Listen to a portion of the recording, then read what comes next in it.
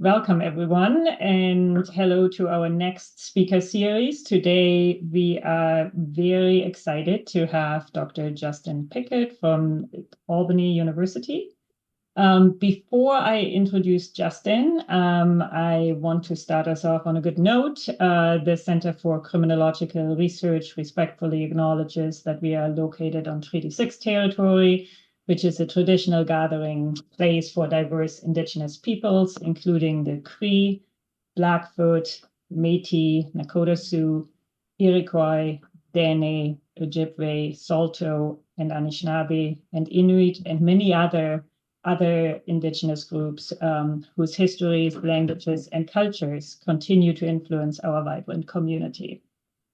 So today, we are excited to have Justin with us. Justin received his PhD from Florida State University, and he then joined the faculty at the School of Criminal Justice at Albany in 2012.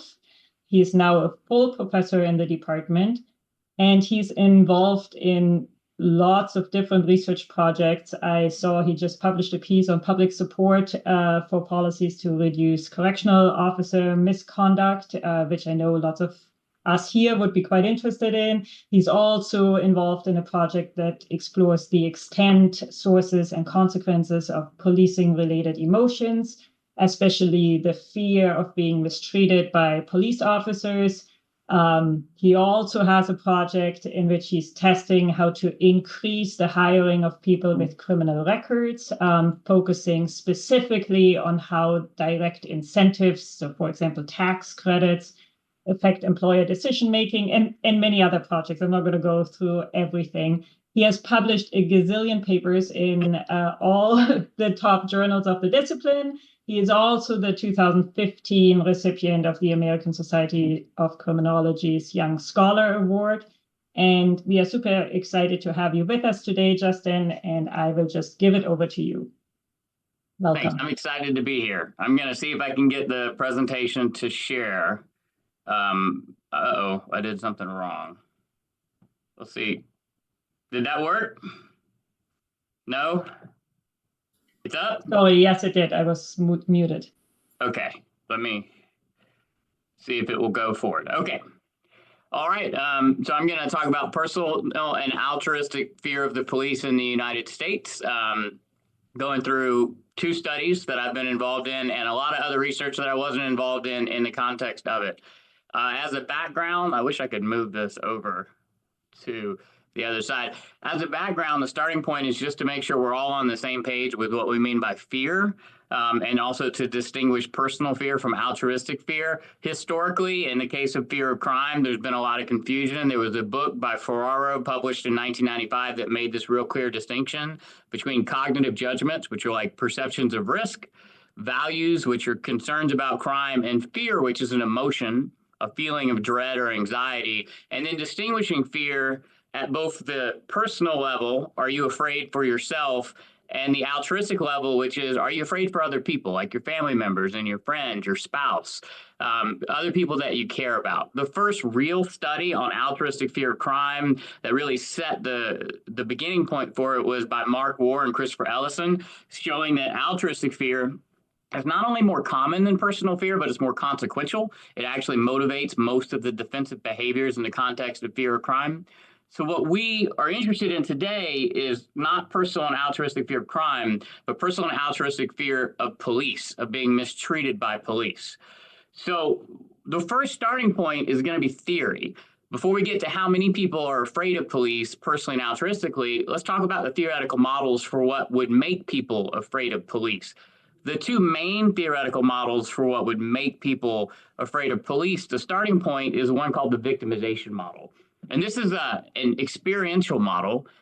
It argues that people will be more afraid when they've had personal experience with police mistreatment, when they've had vicarious experience with police mistreatment, such that their family members or their friends or people that they know have been mistreated by police, or when they've had exposure to mass media accounts of police mistreatment, especially if that exposure resonates with their lived daily lives, or under the affinity hypothesis, if they resemble the people who were the victims of police mistreatment in media accounts.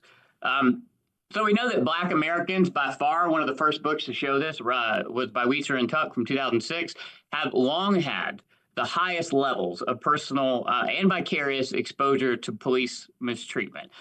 In this book, they show that Black Americans were much more likely to say that they personally had been mistreated by police or that they had family members and friends who had been mistreated by police.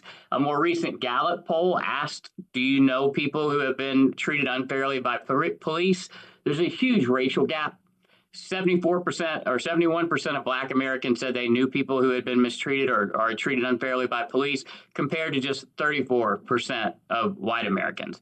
This is just mistreated or treated unfairly. There's also really large racial gaps in the probability of being killed by police officers. As we know, one leading cause of death among young Black men is actually being killed by police officers. They have the highest rate, Black men, of being killed by police officers.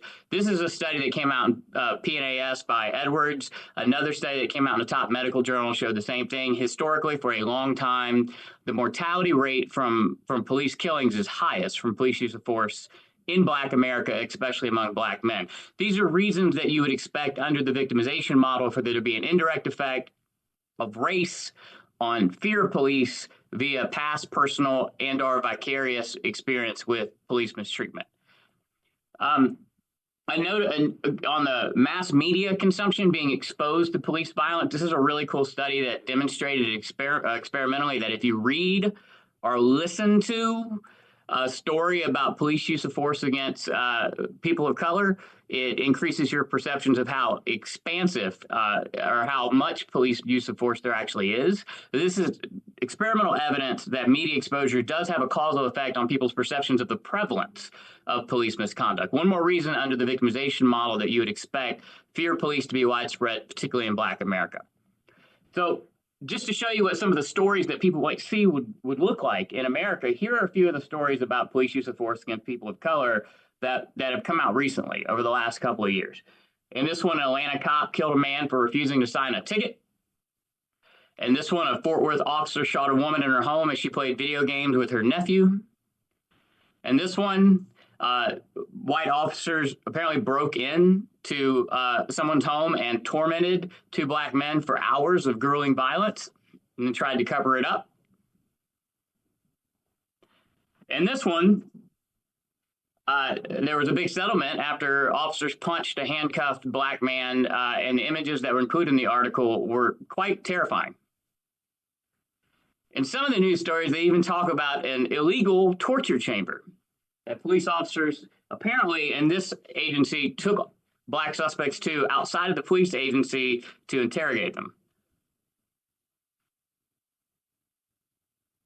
The victimization model would suggest that exposure to such media accounts would lead to elevated fear, particularly in Black America.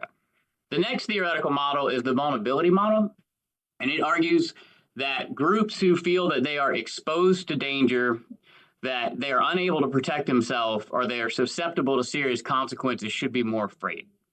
In the case of policing, shared historical memories of police malfeasance or cultural understanding in Black America of police racial bias should lead to elevated fear per the vulnerability model.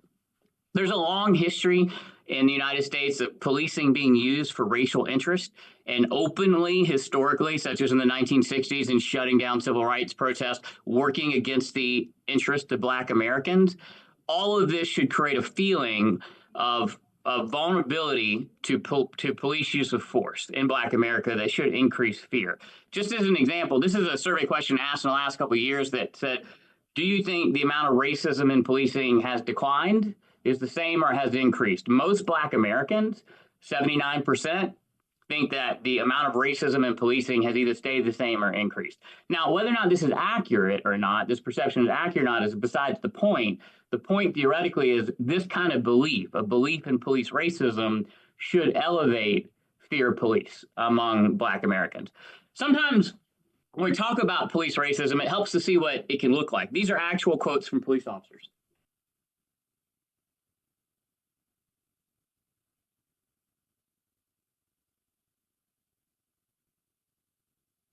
I'm going to show you a couple of other quotes from police officers. These are just a handful that I pulled out of news outlets in the last couple of years. Here's one down at the bottom.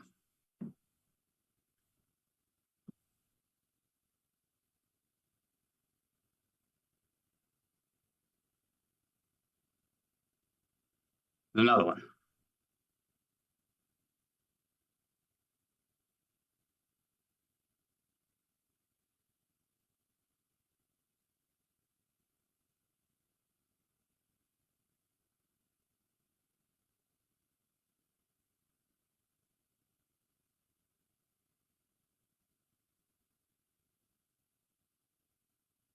There's not any strong evidence that police officers are different than civilians in terms of their racial attitudes. There's no real evidence that police officers are more or less racist than civilians.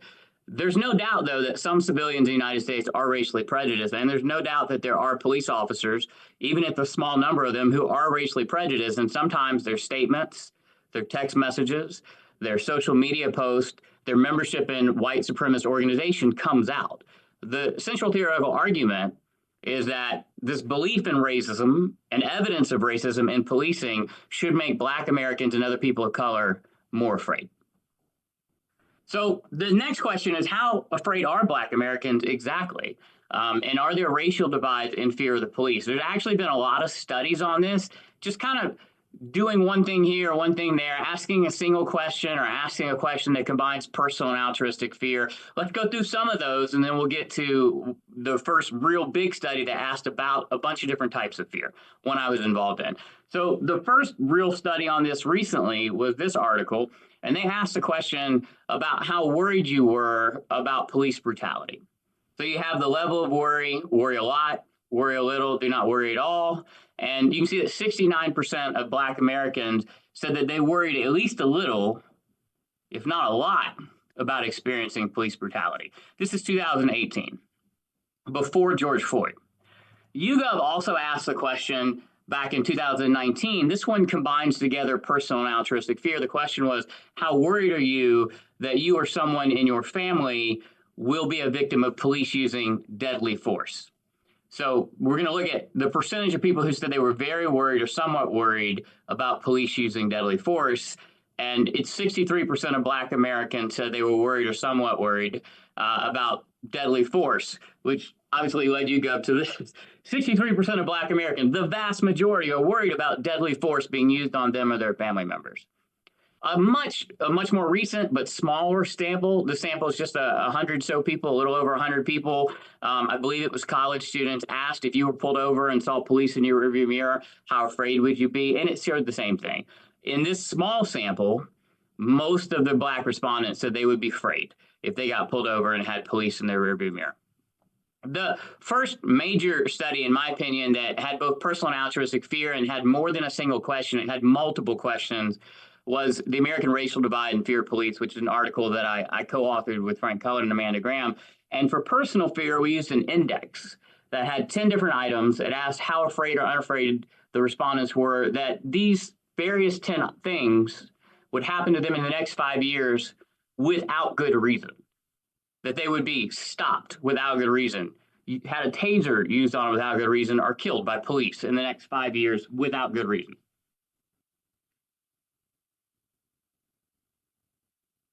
So the question is, how many people are afraid of being killed or punched by police officers without good reason in the next 5 years? This is personal fear, fear for yourself. So this is the results just in the terms of prevalence, broken up by whether or not the respondent was white, Black, or some other race and ethnicity. White respondents are in blue, Black respondents are in pink, and other race or ethnicity is in green. On the left, you see the actual distribution, the full distribution for the index, all 10 items put together. On the right, I have one item, fear of being killed by police, pulled out separately in a bar graph form. You can see here that most Black Americans, 58%, said they were afraid or very afraid that they personally would be killed by police officers in the next 5 years. Now, clearly that level of fear doesn't match the level of risk. That's not the issue. The issue is there's really high level of fear in Black America. By contrast, virtually no white Americans are afraid. 68% of white Americans said they were either unafraid or very unafraid of being killed by police. So Black and white Americans live in totally different worlds. White Americans see police as guardians, and Black Americans, most of them, are afraid of police. This is fear of crime. There are racial divides in fear of crime. They're so much smaller than in fear of police. And then when you look at the difference, this is the difference between fear of crime and fear of police. It's clear that Black Americans, most Black Americans, are actually more afraid of police than they are of crime. Most white Americans, the bottom right bar graph, are actually more afraid of crime than they are of police. The next question is altruistic fear. So this is how we measured altruistic fear of police.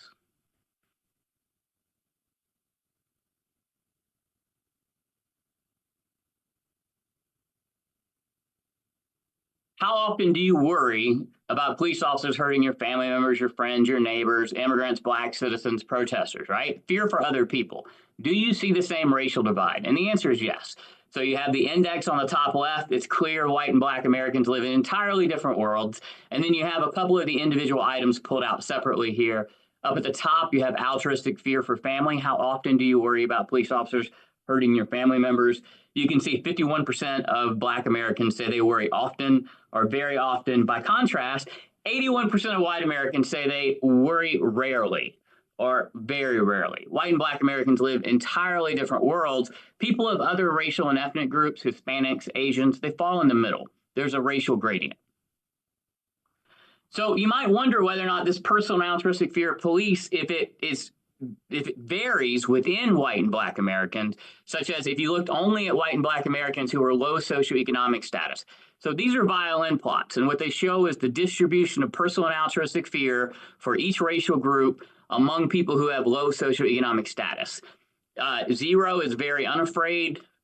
4 is very afraid. You can see that poor white people with low socioeconomic status, tend to be very unafraid.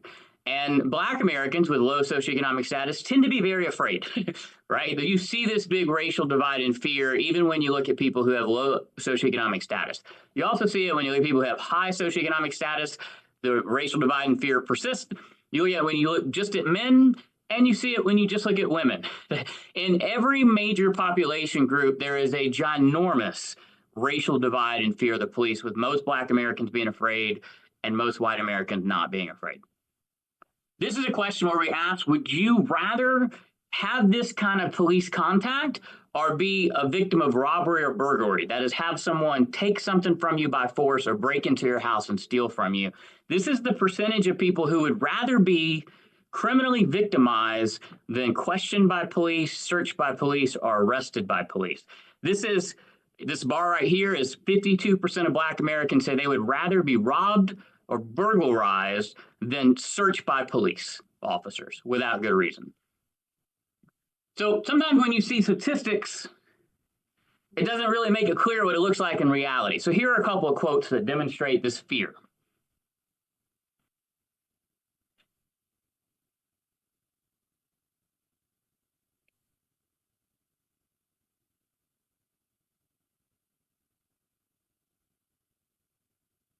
This is Senator Tim Scott, who ran recently in the Republican primaries to become president of the United States.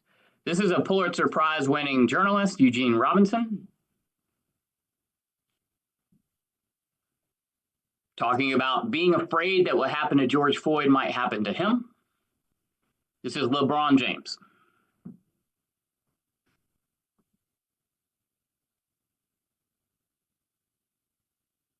An artist, John Henry, recently put together a photo presentation to try to demonstrate how fear of police pervades every aspect of daily life in Black American. And he had pictures of mothers holding their sons who were seamlessly dead. The sons were alive, but this was to illustrate how fear affects everyday life in Black America.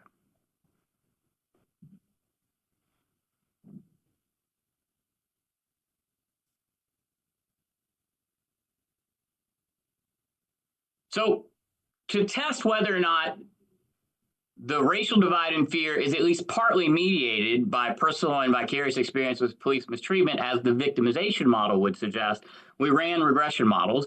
You have the racial divide there. It's huge. It exists. And there you can see that past personal or vicarious experience with police mistreatment elevates personal fear. The results at the top are for personal fear. The results at the bottom for altruistic fear. The two sets of results are the same. In both cases, the more personal and vicarious experience you have of police mistreatment, the more afraid you are, and that partially mediates the racial divide and fear. That is a small part of the racial divide, reflects personal and vicarious experience with police mistreatment, as we asked about it in the survey. This just shows you what it looks like. So here you have the amount of negative experience that someone has with police mistreatment on the x-axis, and you have the predicted level of fear on the y-axis. The more you have experienced mistreatment, the more afraid you tend to be. The last question we wanted to know in this study is, what are the consequences of fear? Now, there's a whole host of consequences, right? Health, depression, all sorts of things. We looked at two. We looked at policy attitudes, and we looked at the talk. The people who are more afraid, more likely to have the talk with family members, that is, to socialize family members defensively, to distrust and avoid the police, and if you encounter police, to behave in a certain way so they don't kill you. So these are the results where fear is predicting the two different outcomes. The result on the left, the bar on the left, you have fear predicting support for abolishing police altogether. And on the right, you have fear predicting defensive socialization. That is, have you told children, or would you tell children in your family to stay away from, to distrust police officers? You have two lines in each graph. One line is personal fear, one line is altruistic fear. You can see in both graphs there is a sizable, significant relationship. The more afraid you are, personally or altruistically, the more likely you are to say you want to abolish the police or defund the police, and the more you say that you would or have engaged in defensive socialization, telling family members to avoid or stay away from police officers. And fear mediates the relationship between race and support for defunding police. So here you have coefficients without controlling for fear and with controlling for fear. And you see that the entire racial divide in support for abolishing police or defunding police is mediated mostly by fear of the police. And there's also an indirect effect for defensive socialization. It's just not quite as large. There remains a large direct association with race on the bottom right. So if there's so much fear in Black America, the next question is, how do we reduce it? And there's a whole host of policies we can look at, right? Procedural justice training, body-worn cameras, there's tons of things. But one possible policy would be diversification. Under the theory of representative bureaucracy, you have active representation, where people go in and actually change things, and then you have symbolic representation, where when authorities merely resemble the people that they are in charge of or working for, it should reduce fear, increase legitimacy. It should change civilians' attitudes.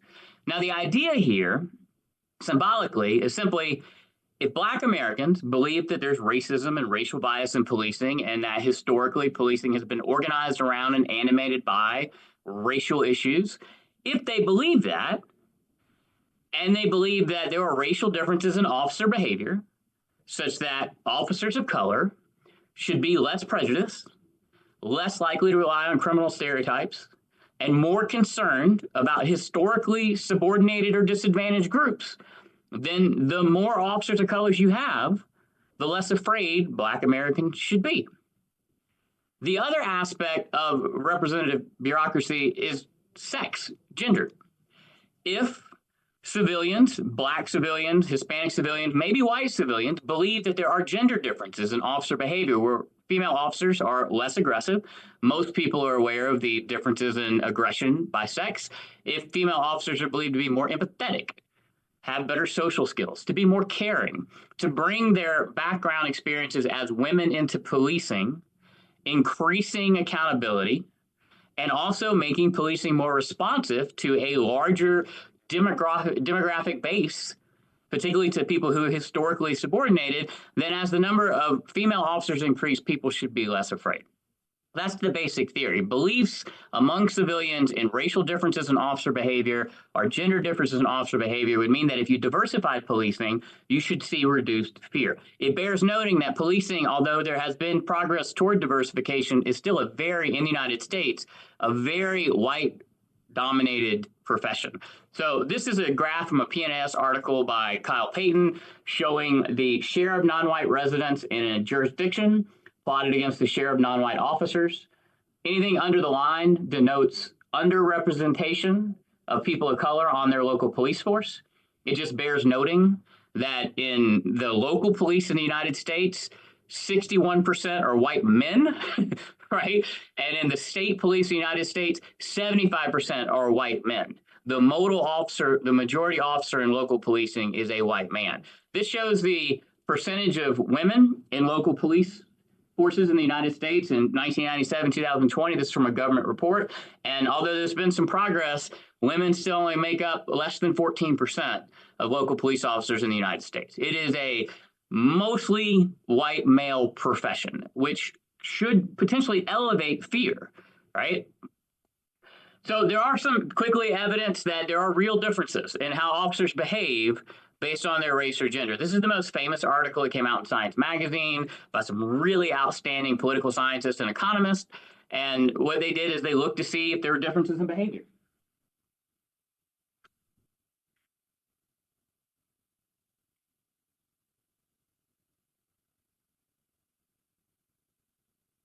These are their cool results. So they're predicting stops, arrests, use of force, right? Those are the dependent variables. This is the line, so anything less than that means a reduction. So that coefficient right there shows that black officers are less likely than white officers to use force. That coefficient shows that female officers are significantly and substantially less likely than male officers to use force. This is consistent with the idea that there are gender and racial differences in officer behavior. This is another really well done study that came out in the American Economic Review that found the same thing for race.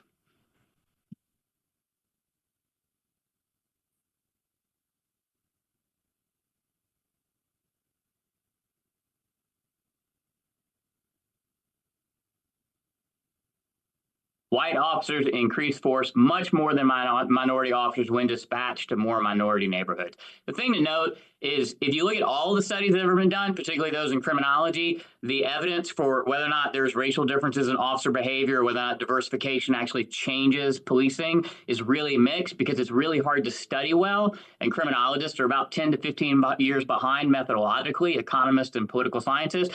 The better the study, the more likely it is to find racial differences. Now, in the case of gender and sex differences, the overwhelming conclusion from all the evidence is that the best conclusion in terms of if you summarize it most accurately is that female officers are less likely to use force. There are some studies that have not found gender differences, but when they do find gender differences, they're almost always in one direction, and that is female officers tend to be less aggressive, right?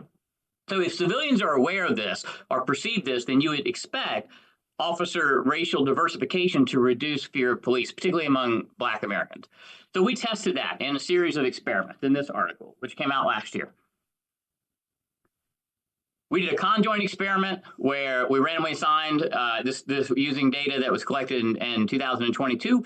We randomly assigned people to get 5 pairs of officers. That is, they had 2 randomly generated officers paired up 5 times. So they overall evaluated 10 different officers, 1,000 people evaluate 10 officers. You get like a lot of the sample size is really big. And then we did a separate experiment using pictures. I'll show you what the pictures look like. The question was whether or not people were less afraid of officers of color and less afraid of female officers. And that's exactly what we found. So this is a conjoint experiment where all of these officer attributes on the left, the independent variables, are randomly assigned. And you can see Black Americans are significantly and substantially less afraid of officers who are Hispanic, Latino, or Black. They're especially less afraid of officers who are Black. This is officer gender. Black Americans are substantially less afraid of female officers, but so are non-Black Americans. White Americans and Latino Americans are also significantly less afraid of female officers. Or another way to put it, Americans in general are less afraid of officers when those officers are female. We also found that body-worn cameras, when civilians were made aware of it, and they don't always have to be made aware of it. In most agencies, they're not, right? If an officer's wearing a body-worn camera, they don't actually tell the civilian. But when civilians were made aware of it, the presence of a body-worn camera made them less afraid of officers significantly. This is a conjoint experiment where race and sex is described in words, which is a little different than in real life where you encounter an officer that you see and their race and their sex is visually depicted. So we also did an experiment where we did the same thing, but with visual images. These images were adjusted after taking them from the Chicago Face database. The Chicago Face database has tons of images, and it allows you to match images. What they did is they took models who agreed to be part of it, got their photos, and then had respondents, a set of like 30 to 90 respondents, rate each of the photos on things like threateningness, trustworthiness, attractiveness, anger. What we tried to do here is match the photos by sex and race on all those ratings, the ones that really mattered, like trustworthiness, so that we got photos that were previously judged to be very similar on perceived threateningness, perceived trustworthiness, and then we put them in police officer uniforms and randomly assigned these to people and asked people, how afraid would you be to be stopped and questioned by these officers? And you see the same thing. There's a significant effect of officer race and sex, particularly for Black Americans. Black Americans are most afraid of white male officers, less afraid of female officers, especially Black male officers and Black female officers. Both the race and the sex of the officer influences Black Americans' fear of police. The obvious policy implication from this is that there should be an effort to increase the racial and gender diversification of police forces throughout the United States. That's not the only way to reduce fear. It's not by any means maybe even the best way. There's a whole host of ways that you could reduce people, and especially Black Americans' fear of police. But this study, in conjunction with the other studies like the Boss Science study, which suggests that police diversification might be a particularly useful way to go about it, right? So I do want to note this is very controversial, and I didn't know that.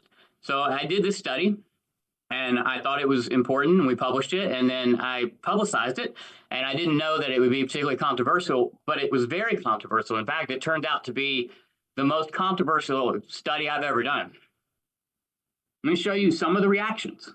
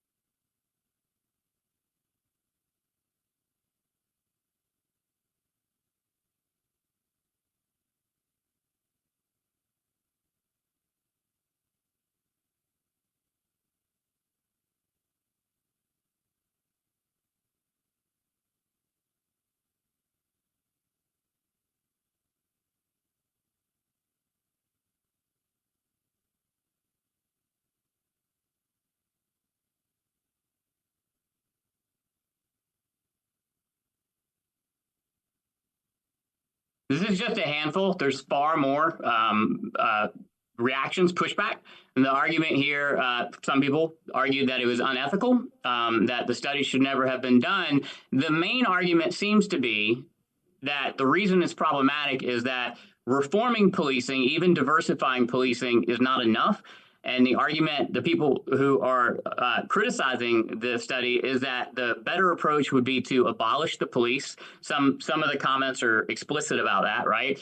It would really reduce Black Americans' fear of police, defunding or disbanding police. That would be the best or only approach to really dealing with it, would be to abolish the police. It's complicated. I mean, you have to respect people's opinion. You do want to have debate and listen to it. It's complicated for a number of reasons. Most Black Americans are afraid of police. Most Americans don't want to abolish police.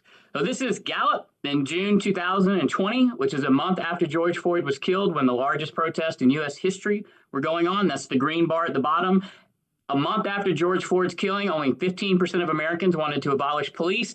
In October 21, it was 18%, and in May 22, it was 15%. Virtually all Americans want to retain policing. When you just look at Black Americans, right, this is preferences for how much time you want police to spend in your area. And this was done in June and July of 2020. That is just a few months after George Floyd's murder, when protests were all throughout the United States. Even then, 81% of Black Americans either wanted police to stay in their area the same amount of time or spend more time in their area. They simply don't want to abolish police, defund police, Reduce police. Most Black Americans want to retain policing. This is spending from Pew. So Pew asked this question: how much do you want to spend on local police in your area? Do you think it should be greatly increased, kept the same, decreased, greatly decreased? And they asked the same question in June 2020, a month after George Floyd's murder, and then a year later, roughly, in September 2021. Even in June 2020, just a month after George Floyd's murder, only 42% of Black Americans wanted to cut police spending. The year later, in 2021, it was down to 23%. Most Black Americans in the United States want to retain policing, want to retain the same amount or have even more police patrols, and want to retain police spending, if not increase it. We were a little worried that these results were artificial, that the questions used by Gallup and Pew were so simplistic that they didn't get at whether or not Black Americans thought crime was going up or down, right? Whether or not they thought there were reforms in policing. So we did an experiment. We used these same questions, and we asked a large sample whether or not they would want to retain police spending and the size of the local police force if crime was going down, or if there were not going to be any more police reforms at all.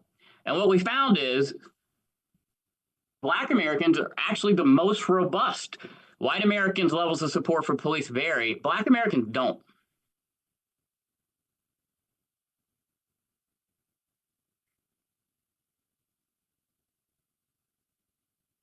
Specifically, most Black Americans said that even if crime was declining and new police reforms were not enacted, they would still prefer to maintain or increase police patrols and spending.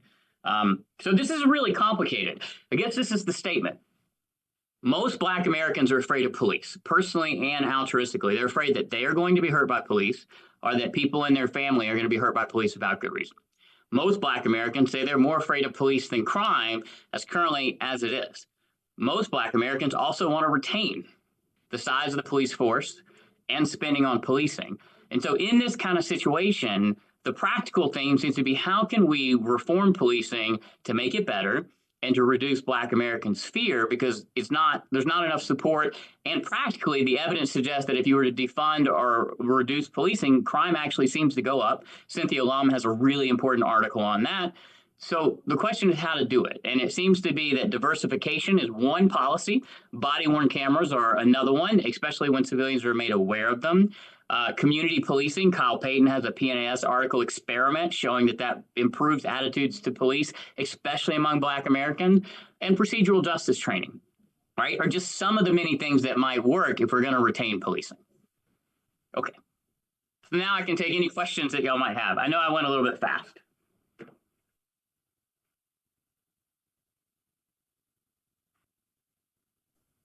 Hey, thank you so much, Justin. Sorry, I needed a moment to turn on my camera. So Alicia, you have your hand up, so why don't you go first? You need to unmute yourself. Hello, can you hear me now? Yes. Okay, awesome. Yeah, this was such an interesting talk. Thank you so much for it. I wanted to ask the first question because I didn't want anyone to take my question. I'm really interested in the answer. But I'm really wondering about the relationship between fear and representation in policing. And maybe the backlash that you received on the paper kind of represents this a little bit. But I'm wondering if you know if the fear of police impacts the desire for those who are subordinated from policing to actually go into policing.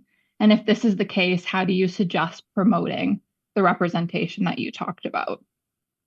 So that's an excellent question. What I think you're asking is, are people who are afraid of police more motivated to become police officers, potentially to change policing from the inside? I don't know of any evidence that shows that. It could totally be true, but I'm not aware of any study, quantitative or qualitative, that's looked to see whether or not people's pre-existing anxiety or concerns about policing lead them to proactively go in to be change agents. I do know that once people are in policing, Black Americans and women, their experiences in there can often be really bad, right? There are a lot of lawsuits around racial discrimination, tons of lawsuits about women who have experienced sexual harassment on a regular basis in policing. And so when they get sometimes when people get in there, oftentimes they leave because of that. I'm sorry, that's not a very good answer, but I think it's a great question. Yeah, no, I was actually wondering if it might have the opposite effect. So if representation helps the issue, if how you promote that representation, if people who are fearful of the police actually avoid policing because of it. So I think the best ways to promote the representation are to make it a desirable job for people who would So the problem is, as at the end, in the last part of one of the articles we go through some thought lawsuits. Like over 100 officers have sued the Capitol Police for racial discrimination. If you want policing to be more diversified, not only do you have to have initiatives that motivate police departments to hire more people. So there's one initiative where police departments are actively trying to hire more women. But once people get into police departments, you have to make it a livable work environment. You have to reduce racial discrimination, eliminate sexual harassment, and things of that nature. So it's both proactive initiatives, actual policies and practices to motivate police departments to reach out to historically underrepresented groups. And then once people are in policing, making it a welcoming environment for them to work in. Yeah, thank you so much. Okay, I think Inara was next, but I don't see the hand anymore. So maybe Brittany, you go. My question was the same as Alicia's. Oh, okay. So Brittany, it's your turn. Hi, can you hear me? Yep. Perfect. Okay, thank you so much for your talk. I thought it was really interesting. I actually have two questions. My first one, I apologize if I missed it in your presentation. So when you were talking about body-worn cameras, obviously we're in Canada, so I have done some really brief or participated in some research on body-worn cameras, and some preliminary findings did find that officers surprisingly really liked having them. Other people did not. And I don't know if you said this, but do you find that the presence of body-worn cameras interacted with officer diversity in any way? So do you find that officer diversity had an impact on the preference for them or not? We did not find an interaction between, they have main effects, but not interactive effects, officer diversity and body-worn cameras. The evidence that I've seen broadly, going back to what you said earlier, is that not only are officers highly supportive of body-worn cameras, but most civilians are. At least in the United States, almost all studies that have looked at it have found overwhelming support. It's one of the most highly supported policies of body-worn cameras. The problem is just that officers like it because it shows when they don't do anything wrong, right? The problem, though, is that when someone is wearing a body-worn camera, a little small thing on their thing, it's not always apparent to people that it's being recorded or that it's on. And so, I mean, that's one of the things that we were getting at. Okay, thank you. And then my second question was just, you highlighted how a lot of Black community members were pretty skeptical of your research and saying to stop studying us and it might not be helpful. So I'm wondering what you kind of think like drives that perception, like how your positionality might play a role. Like, do you think people see research as reinforcing surveillance? And how do you think, if you've thought about ways you could make your research more actionable to help communities affected by policing? That's also a really good question. I think it's an intersection of several things that led to the reaction. So first of all, I wouldn't accurately characterize it as community members. I would characterize it mostly as academics. Most of the reaction, probably just because it was Twitter that I saw where people reacted, most of the people, not all of them, but most of them were academics. People with PhDs and stuff like that. And I think part of what I was trying to say there is that when you actually look at what civilians want, it doesn't look like that, right? For example, there are surveys that have asked civilians, do you want to increase the Black representation of local police? Do you want to have policies that mandate police departments look like the people they work? And overwhelmingly, civilians support them, particularly Black Americans. For over 20 years, Black Americans in a supermajority have said they want diversified police forces. So they're actually highly supportive of the policy that I did. I think it was a combination. I think there are people who really believe abolishing the police is the right answer. And it's good to have scholarly debate around that, right? And there are people who think that's never going to happen and it's not practical. I think there's also a real question about you should have diversity in research. That is, the team of people working on this article was all white. And I think that rightly sent up some flags. I think it might be a little bit of a mistake to use the article as the level at which we look for diversification, right? I mean, we absolutely need to have diversity in academia, and there's not enough of it. That said, the article, like the idea is that an area of work, research on policing is very diverse. You have scholars of color and white scholars working in it. And it might, ideally, you would have racially diverse teams on an article, but it might not be the best unit of analysis for ensuring diversity. Right. So if you're reacting against the race of the people or the gender of the people or the sexuality of the people who are doing a study, I don't think you're judging a study based on the scientific merit, which is what studies need to be judged on. That's just my opinion. Awesome. Thank you. Thank you so much, Justin. And I think lots of us on the call can actually relate to these reactions because we study prisons, many of us, and we get very similar responses, but that's another debate. Celine is next, and then Sam, who's texted me that her reaction button doesn't work. So I got your text. So Celine first, and then Sam. Hi, awesome. Thank you so much for your talk, by the way, Justin. Yeah, it's super interesting to be able to think about all of these different elements and also to see the reaction from the public. One thing I was wondering is when it comes to like gender and racial differences, a lot of literature in policing, when they talk about like female officer coming and joining the unit, they talk about it being like a boys club or like a very like kind of thinking about the police subculture. So I think this might tie a little bit into Alicia's question, but just wondering if that has an impact, like if you've like looked at any of that, of like how police officers like as like if they kind of like morph into kind of this idea, the like ways that like white male officers are presenting themselves as like a way to fit in, and if that like has an impact on the way that like fear is perceived by the public. So that's also a really interesting question. I think if I'm hearing it right, the basic question is, so obviously women who go into policing are in the minority, and do they end up becoming co-opted by the hegemonic masculinity that's already there, right? Do they when they get into the male dominated culture, does it just kind of consume their individual differences as women?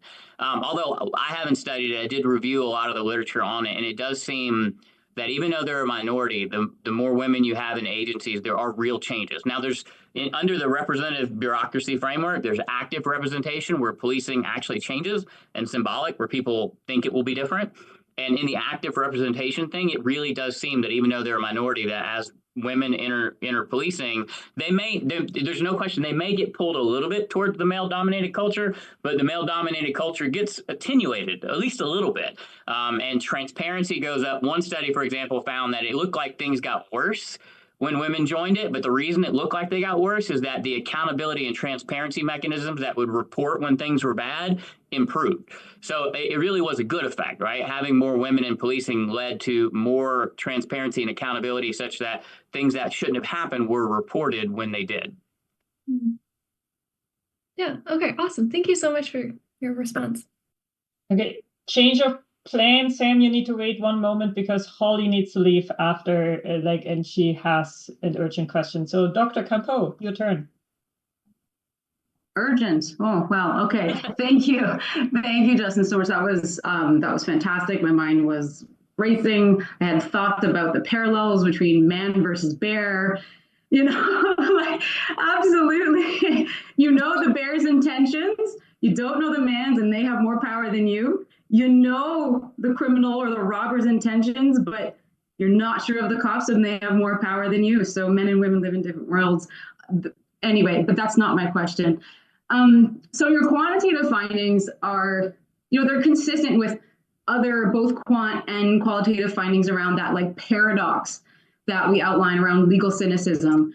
So I did some of this work in Cleveland, particularly cities that have, consent decrees, right? So spaces, people, neighborhoods that are predominantly Black residents, they have some of the highest levels of fear and legal cynicism, but of course, highest call rates, highest engagement with police, right? And so like the literature talks about this as a paradox of sorts. So what do you make of that paradox that you and others, are finding? Does it come down to a lack of credible alternatives? Does it come down to what Robert Reiner called, a police fetishism? We can't think outside of this imaginary of policing. I would just love to know your take on it.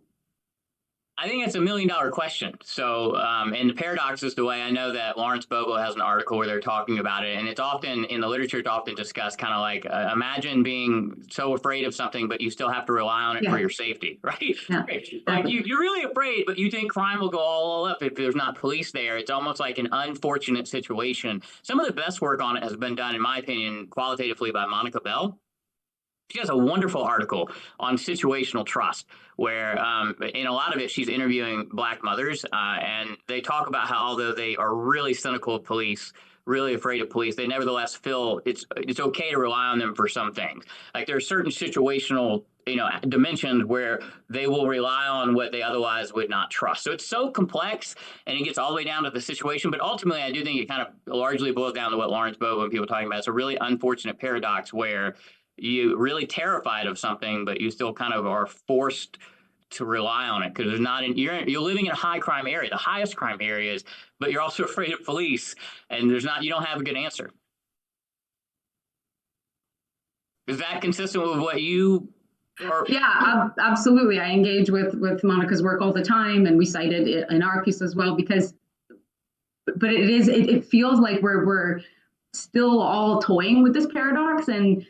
So it's always great to get, other people's perspective on it. But, having your data too is a really great way to mine this problem. Hey, thank you. So we have a lineup. This is crazy today. So now Sam and then Lindsay. Yeah, thank you for your presentation. I know you had kind of discussed this already in regards to Brittany's question, but I'm just wondering if you have any potential advice specifically for students on doing research on potential like controversial topics, like you had kind of discussed towards the end of the presentation, and like how do you balance, I guess, wanting to do research on these potential controversial topics and how to deal with the potential backlash that might come with that. Yeah, it's terrifying. So the short answer for me is like when in that situation over like 180 people I think retweeted it and about maybe 20-30% of them really hated it and even called it unethical, but a lot of people liked it. But when they started retweeting and commenting on it, I just got off. I didn't comment back. I want people to feel welcome to criticize my stuff. I don't want, if they criticize it, for me to get on there and them think I'm going to argue with them. They're welcome to criticize it. I just got off. And so the short answer is I don't take academia seriously. I'm married and I have 3 kids and I love it. It's a job. I do my best at my job, but like, I try my best to contextualize it as a part of life. And so if people hate something I've done and think I'm unethical because of it, as long as I don't think I've done anything bad or unethical, I'm okay because I'm going to go home and play chess with my kid. So I guess what I would say is don't respond. Try not to let it eat at you and try to have a good life outside of academia that you can really anchor yourself in. That's the best I can come up with for it. Great. Thank you. Yeah. Amazing answer. All the students, please take note. So, Lindsay. Yeah, thanks. This is great and obviously all very relevant since intentionally diversifying your workforce is illegal now.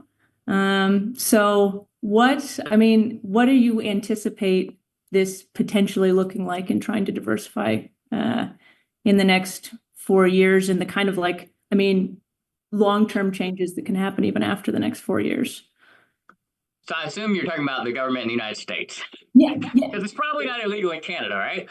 No. And in the United States, it's the federal government. So the thing about the government in general is that it tends to move back and forth like a continuum around public opinion. It goes too far one direction, too far the other. Right now, there is a very hard backlash against DEI in the United States that can make it very difficult to have diversification policies at the federal level. You might still be able to have them at the local and state level. I don't expect that to last. So there's a thing called the Diet ratio algorithm. It takes all the questions that have ever been asked multiple times on an issue, puts them together, and gets an overall measure of mood. So you can get like a measure of punitive mood. How punitive is the public in the United States using hundreds of questions? They've done that for race, sex, and sexuality, gender and sexuality, like support for minority rights, women's rights, and gay rights. Stimson did it, and they tracked it from 1960 all the way up until just a couple of years ago. And the trend lines in public support or mood towards the rights of traditionally disadvantaged subordinated groups is up. So although there's a temporary pushback by the government, the public is becoming, and has been becoming for decades, more supportive of minority rights, gay rights, and women's rights. And in the future, it's going to swing back the other way. It will. All right, I'll hold you to that. Okay. Okay, so we have time for maybe one last question. I know Kevin said to me he has one. Do you want to go ahead, Kevin?